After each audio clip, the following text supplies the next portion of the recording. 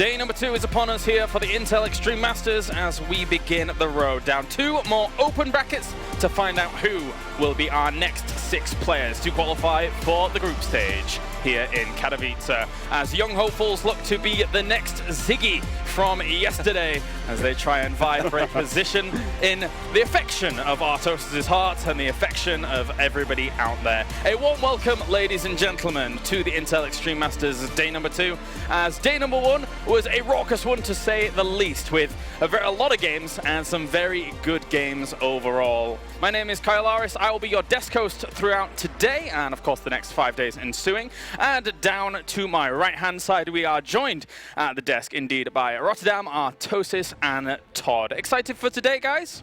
Absolutely, we got a French player playing here in hinO, so excited to see if he can maybe pull a miracle here in the very stacked brackets, and if maybe he can advance. A lot of Koreans going to be playing as well throughout the day. We'll check in with those brackets in just a moment. But talk to me about yesterday. What happened? Did you see any surprises actually coming through from that? Who really stood out to you? Some strong performances, apart from maybe Ziggy. Hey, look, the Ziggy games were definitely very fun. He made it pretty deep, but we did see some strong performances. Of course, Pili is like the really big story because he made it into the group stage. He knocked out a lot of great players on his path there. Like a Laser did not make it, sort of did not make it. TLO. Yeah, I mean, there's quite a few big names that were knocked down, and some guys really stepped up to the plate, like Dana and Lambo had some great games as well. I don't want to be this guy that always talks about people from my country, but I kind of have to, man. Thermo and Harstem both looked great. They both advanced to the main tournament. Incredibly excited to see them go up against some of the greatest players in the world. Thought, I don't care. They deserve the love. I mean, and can we give a shout out to those pink Team Liquid shirts? Because every player that was wearing one just dominated. There's one word to describe those, and that was fabulous. Yeah. They were absolutely fabulous. So yeah, indeed. Harstem, Stats, Snoot, Pili, U, Thermal, and Marine, Hero Marine, in fact, were the players to advance on from yesterday. So congratulations to them as they enter some extremely stacked groups for day number 3 down the line in Katowice. Of course, we do have today's groups on the way. So let's take a look at bracket number 3 to find out where we're going to be starting things out today. And it is quite a stacked one, to say the least. Look at that. We have Nurchio all the way to the top, and then we have the Korean invasion beginning of the open bracket. Stats, because it's kind of an anomaly yesterday, and we have a lot of strong players. Who really stands out to you guys here in bracket number 3?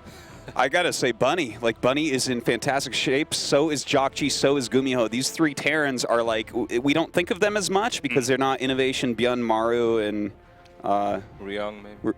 TY. TY, that's the one I was looking for. But they're like right under that, right? They're like top of the ladder. They can beat anybody. This is a slugfest of a bracket, one that, like, I mean, I know that Nurchio is one of the Europeans we expect to do really well, but this bracket is so ridiculous. Who knows? It definitely is. Is Nurchio somebody that can go toe-to-toe with these Koreans, though? What do you think? Absolutely.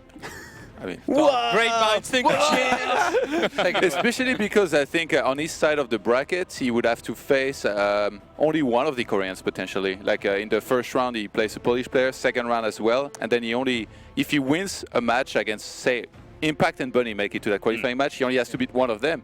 Very doable for Arthur. You think same, Roddy? Absolutely. As long as he makes it through the upper bracket, it's kind of the same thing. But I think even if he falls to the lower bracket, that should potentially happen in upper bracket round 3, like Todd said. And then I still kind of believe in Arthur. I mean, he kind of has to do it, right? It was sad to see Elisa not make it yesterday, but it's still King Arthur. I mean, if anybody's going to do it here in Poland for the Polish fans, I mean, Mana's great, and even a couple of the other guys like Paranoid, Indy, a lot of good players. Ziggy was great yesterday, but King Arthur is still the guy that we have all our hopes for a beautiful, home crowd favorite run. All right, so let's take a look at bracket number 4 as well here for the open bracket, as we do have a lot of good players once again. A hometown favorite, or a home country favorite in Mana, I suppose, looking to make a deep run. And likewise, Patience, the guy who moved from Korea to Germany to Korea, and moving from Germany to Korea provided massively good results for him. What do you think about this bracket?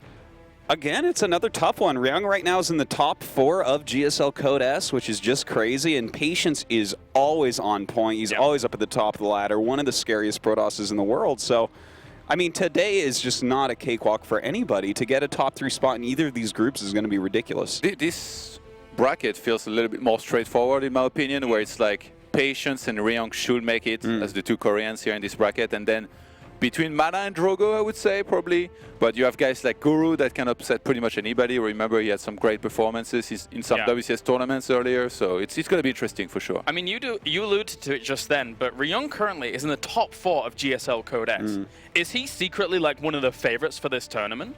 I think it depends a lot on who he plays. I think when it comes to TVT, and that's kind of an old saying, but it's still super relevant. The guy's just incredibly damn good in TVT, and obviously he's no slouch either in TVP or TVZ, but I don't think he's necessarily a favorite when you put him against the Dark, for instance. Let me upgrade that question, actually.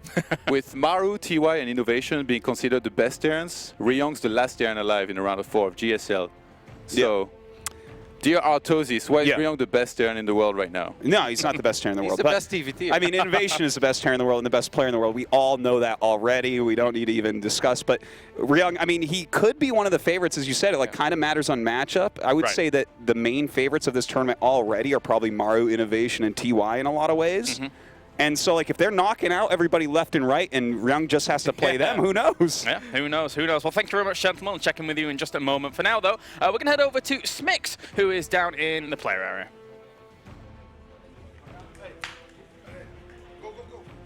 Thank you very much, Kalaris. You guys hinted at it earlier, but Bracket 3 is absolutely no joke. Let's talk about the featured players right away. To my left, you can already see Nurchio. This player doesn't even need an introduction. He was the DreamHack Valencia champion last year, as well as Katowice semifinalist.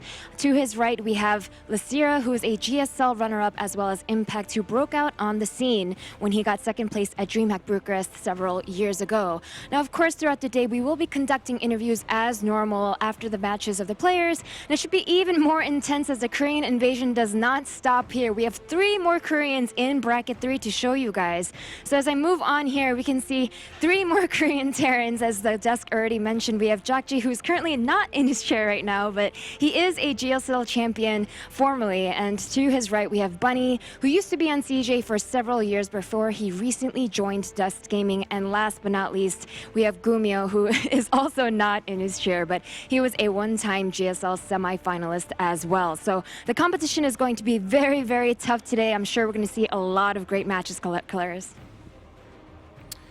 Thank you very much, Smix. Indeed, we will now start things off with our first match of the day. It's going to be Losira going up against hinO to figure out who is going to be moving through into the second round. Now, Losira, we're all very familiar with Losira. Tell me about him a little bit and what he's going to be bringing to the table here. Losira is the type of guy that if I talk to people who don't play StarCraft and want to show how impressive StarCraft is, I go to YouTube and I'm like, Losira hands. And then you have this hands video, like, he's so fast and he's obviously incredibly good. He's also incredibly good at as well, you know. And he has the deepest voice in all pro gaming. The deepest voice. He's like James Earl Jones. It's crazy. You wait until he gets an interview and you'll be like, oh my god. Nice. All jokes aside, he's just an incredibly solid Zerg all around. He's incredibly fast. It's going to be hard for anybody in this tournament to really keep up with him if he hits his stride where he can truly do what he wants to do, and that's being active with units.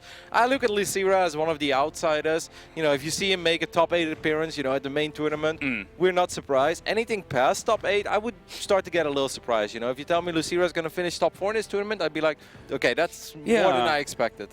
I think that the problem is, like, this guy could win a lot of tournaments he goes to, but we have that brick wall of 3 of the best 4 Terrans in the world are here. Like, already in that group stage. What can you do against that?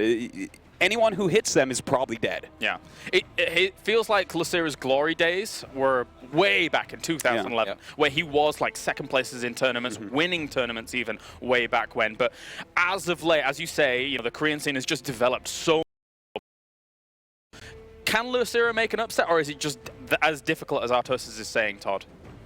You mean in the I thought you asking me about hinO? hinO or? Not against hinO. Can he make an upset against your countrymen? Like, going forwards into the tournament against all the potential other amazing Koreans? Yeah, I think it's definitely possible. He's one of those guys that, you know, kind of like curious, was overlooked a lot as one of the Zergs just because he's not like the absolute best, but you should never count this guy out. He can make it far and maybe all the way. Yeah, but to play devil's advocate a little bit, this is not an easy bracket, and in a bizarre way, there's actually a chance I see Losira not making it out of this bracket. I mean, you look at a bracket with 5 Koreans and Nurchio, and then even a couple of the other foreigners, like guys like Risky. You know, obviously we don't expect someone like Risky from the UK to suddenly defeat Losira, but it would also not be the craziest thing that has ever happened. So it's really hard. Losira's kind of a wild card here, but he's obviously a solid wild card. He's not like, oh, here's this guy we've never heard of. No, we know who he is. We know he's very good, but we don't necessarily can say for sure that we expect a super deep run. Yeah, yeah.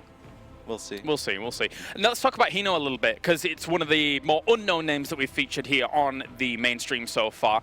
He's a French player playing for Nuit Blanche. Nuit Blanche. Nuit Blanche. No, I was near. That's why we get little. It's White Knight. It's like when you pull an onliner. Ah, okay. Perfect. So overall, he's a gentleman that has played a little bit in the recent seasons of Underdogs in 29 and 30, but not too much is known about him. Do you guys know a little bit more about him? Yeah, he's been around for a long time. He's one of the players that I would qualify as kind of tricky. I knew him mostly from his ZVP, where he was also like kind of tricky, you know, like Mutas and all that stuff.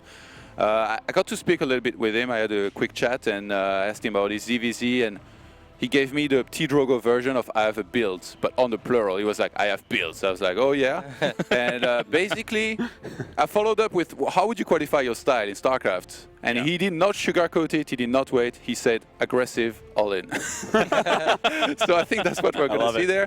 I asked him about the maps. He said, yeah, he was very happy with the way the vetoes went and the maps that they're going to be playing. Right. And so I asked him, if you beat Losira here, actually, because he seemed quite confident, and you face Jack G, how about that? He's like, I have builds as well, fortunately.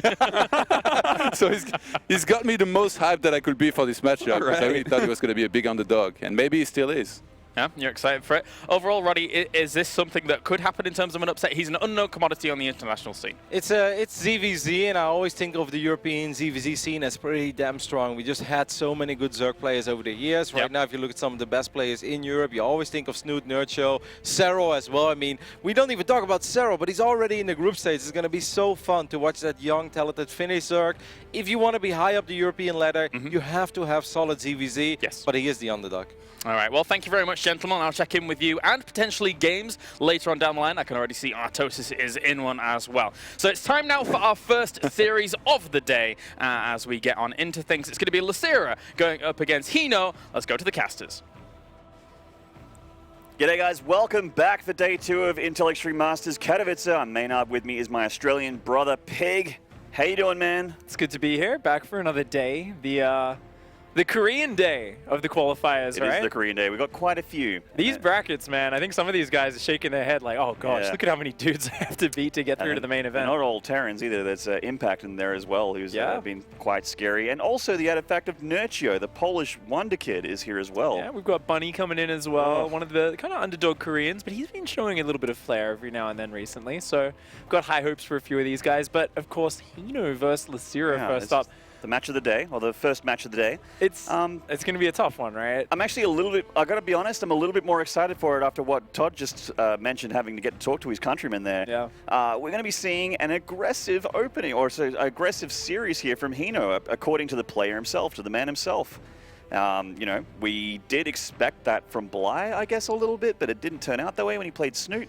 Yeah. You know, it was actually more of like a mid to late game kind of ZvZ series, but this is shaping up to be a little bit of a blockbuster to start things up. So in the top right here, hailing from Korea with the deepest voice in esports, this is Losira.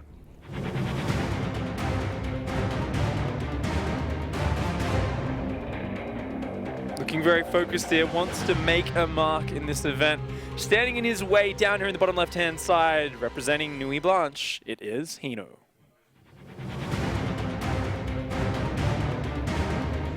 Aggressive, all in, his all words. Oh yeah. We'll see. And that's starting things off in true fashion, as to be expected. The very early pull with gas. So this is the variation where you're not going straight for Zergling speed. You'll notice the gas is a little bit later. So hinO wants to hit with Zerglings as quickly as possible.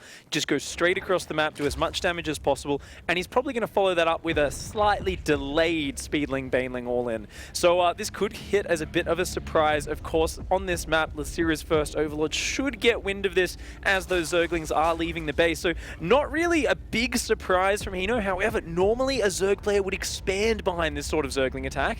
He's going to follow it up with that Lingbane all-in. So it's all going to be about trying to catch Losira by surprise, trying to do some damage. And Losira has actually gone for the front hatchery here on Proxima. So it's very exposed. That gives hinO a very easy target to get in and start dealing some damage. Yeah, really odd choice to go for the front there, but we'll see if Losira can defend this hatchery. He's going to let it finish, which means he's going to need to pull drones down here if he wants to have any hope against holding that against the Lings. Pull about to finish up. He did go hatch gas pull, which is, you know, a sensible opening there as far as greed goes, but yeah, these Lings are actually going to go straight for the throat, right into the main. You're going to see if they can get those critical drone kills. And there's that Baneling Nest on the way for both players, actually. A little bit earlier for hinO. And here we go. The Lings are in the drone line. Oh, very nice drone drill from Losira. Already gets a good bit of damage on those Zerglings. He's got that Spine Crawler getting well up. He's still continuing to mine gas at this moment. And Losira being very careful not to let his Zerglings get surrounded. He needs to group up, wait for the Queens, wait for more drones, and just buy time. And he's doing it splendidly so far. hinO really has not found the damage he wants, but his own Baneling Nest is getting very close to finishing.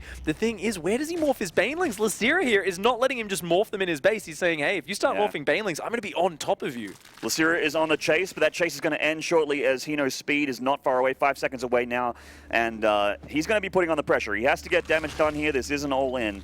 If we can get a shot of Losira, oh yeah, this is looking great. Losira can actually see there's no hatchery on the back. His overlords have confirmed that, so he knows all he needs to do is defend. If he keeps both hatcheries alive, he is infinitely ahead. His Queen's down here, his Banelings as well. Decent trade-off there for hinO, but he needs more than that. He needs to get through all of these Banelings so his own Zerglings can crash on through. Good micro from Losira. Quite a bit of Ling damage, actually.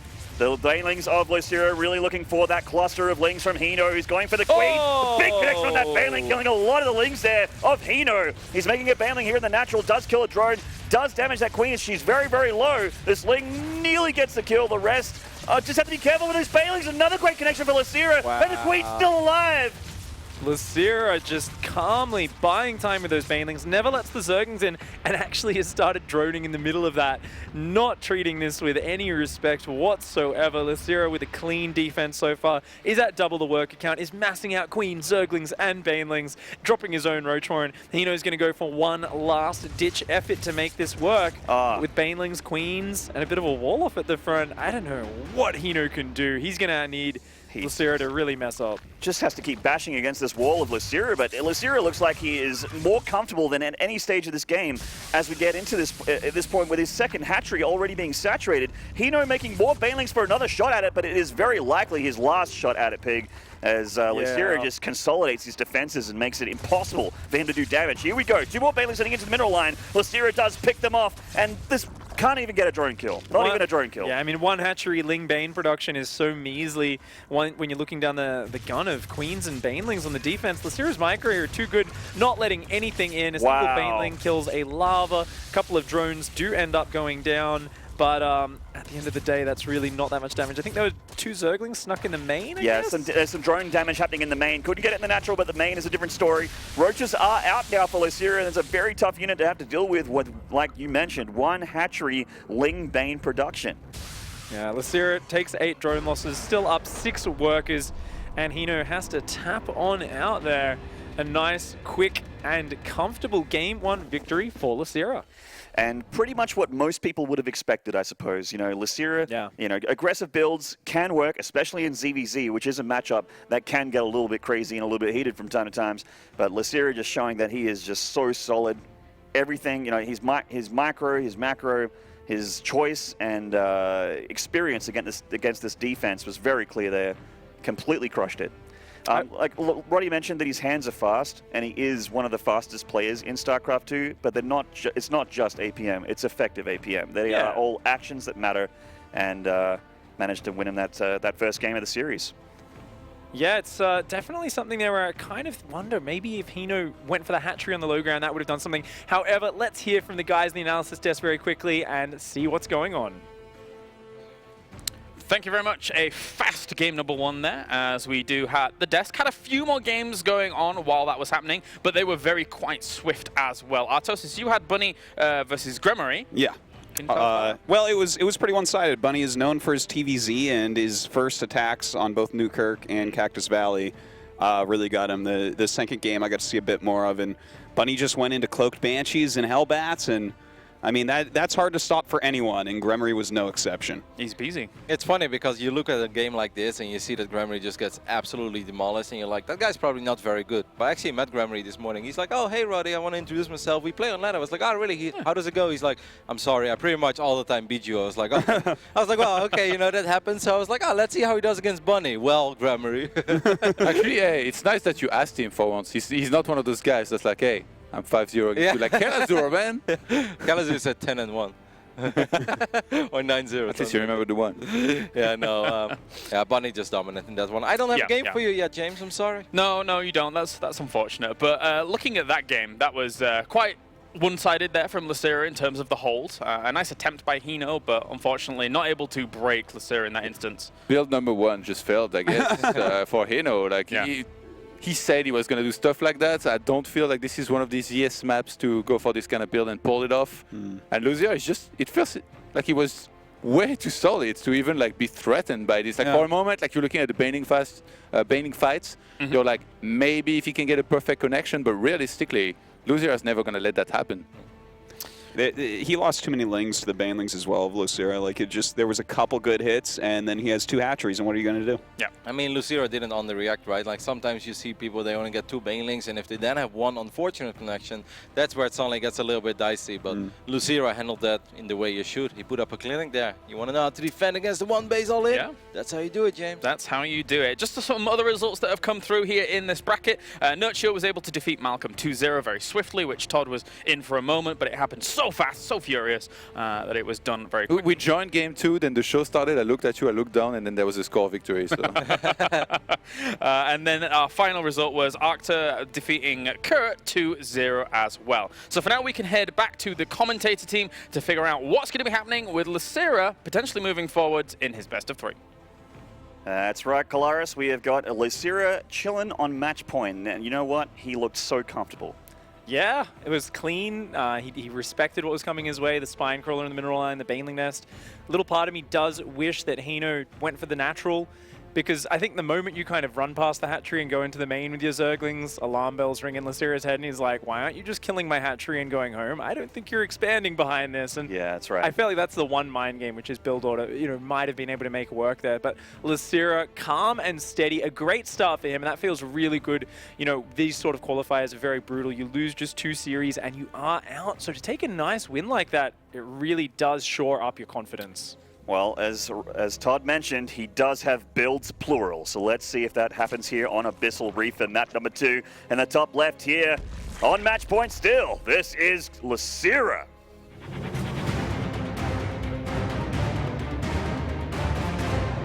So happy he changed his name back. Didn't stick with the KangHo, KangHo attempted name change. Of course, down here in the bottom right-hand side, our very aggressive French Zerg player, it is hinO.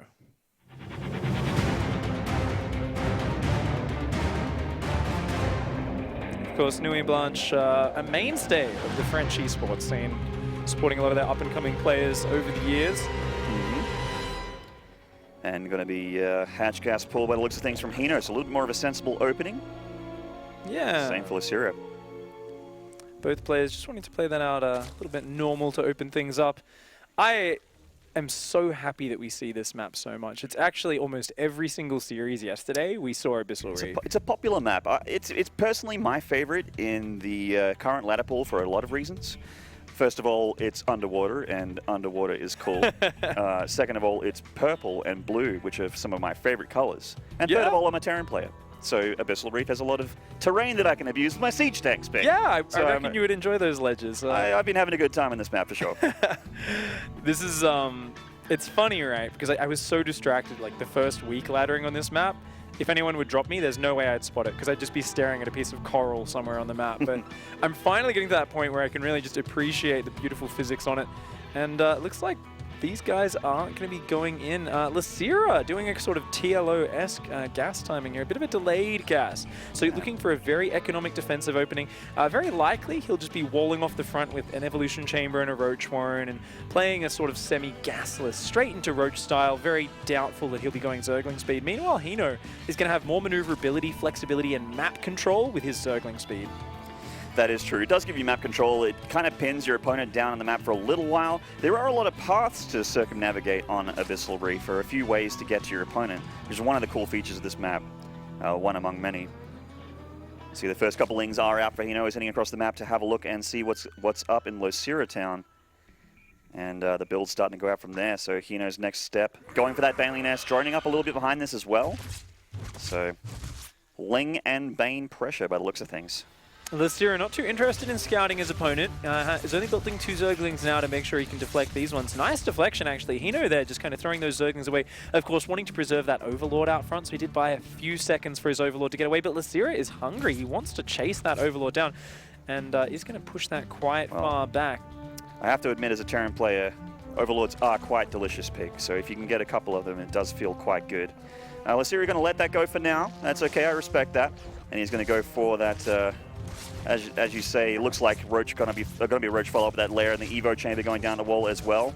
Whoa, Baneling's morphing at home for hinO. This is really interesting. hinO's building a lot of Zerglings and Banelings, not the fastest third base. It's a decently timed third, but such a defensive stance. I don't think hinO recognizes that Losira is actually playing a very economic build. So Losira here has taken a very nice early drone lead. Notice Losira's only got the multiple queens, no other defense. They'll be looking at a third hatch pretty shortly here as that wall finishes off. I mean, he... Oh, okay, he's going to wall in completely. So he did see the Lings and the Banelings from hinO and the third hatchery as well. So hinO's going to put on some pressure here with those Lings and Banes. It's to be expected. Losira kind of second-guessing himself for that wall a little bit. It's such an odd position to wall off. Does rotate his queens around so he can have the potential transfuse on the back, so he can transfuse the queen in the wall. But Losira there didn't really panic too much. He's very comfortable. He's up 10 workers still. And that Evo chamber and Roach Warren only just going down now for hinO. So hinO's going into Roach tech, but it's so much later. There's already Roach speed and +1 well on the way for Losira, and he's ahead in workers. The only advantage hinO has right now is that third hatchery. So hinO has to find a way to make use of this Ling Bane to do something, the lava advantage to try and buy time and catch up in that economy. Now, the other huge tech advantage is that Losira's lair is done, and he's already researching Roach speed, and hinO just barely started his. It's going to be quite a while before his Roaches are anywhere near as strong or fast as Losira's, with +1 about to finish as well. Third hatchery going, going to get a denial here. Nice. Very nice move here from the French Zerg. That's exactly the sort of stuff he needed, because in a front-on fight, these Zerglings, they're just not going to find value against the Roaches of Losira. But if he can find angles to counterattack, to buy time, kill drones, kill hatcheries, those are the sort of things his Zergling advantage can give him. So hinO's got to keep just threatening around, looking for little angles, and he's got to start that Roach production behind this, which he has already done. So hinO here, whilst not the best opening, I think he's doing everything correct at this point to keep himself in this game. Yeah, keeping his economic advantage that he's managed to muscle out for himself in the early game is going to be the game plan here for sure. Getting more of that production out. Roach is on the way for both players now, and of course the upgrade advantage is in Losira's favor here with that quicker Evo chamber and quicker lair. And he's got a very healthy counter Roaches already coming down to help out that third. Definitely not enough Lings from hinO to get anything done here at that hatchery being morphed for Losira. Ooh, here comes the push. Jeez. Lots and lots of Roaches running out of there. I'd love to see that production tab right now. I think it's only Roaches for hinO. It is, but he needs that +1 to finish. He's got about 30 seconds or so until that does kick in. He needs to try and delay the fight until then if possible. He's got to hold on to the choke points. Losira, though, doesn't look like he wants to give him time. He's actually just going to rush on up here. hinO will defend the choke point for now. Losira's going to have to rotate around and hit that third base. That +1 for hinO is getting closer. hinO needs that upgrade and he needs more units, and he's just building Roaches right now, and Losira is reinforcing this, splitting off his Roaches, going for the third and keeping the pull up in front of the natural as well. A pull of Roaches here ready to strike the throat of hinO if he lets him in. Losira here just poking around from side to side. He started to drone behind this, so Losira not too dedicated to killing right here. And this is smart because he doesn't know when that +1's about to kick in. Why overcommit now when he knows he's going to have a massive window where he's at +2 against +1? So that's actually the most important upgrade in Roach vs. Roach anyway, that +2. So if Losira just drones up a little bit, then builds his Roach army up and hits later, that can work out very well. hinO's pressuring these Roaches back here. There's not really anywhere for them to run at this point. He's actually trapped these Roaches of Losira, and he's trading very well against them. Very nice engagement by hinO. Losira overstaying his welcome.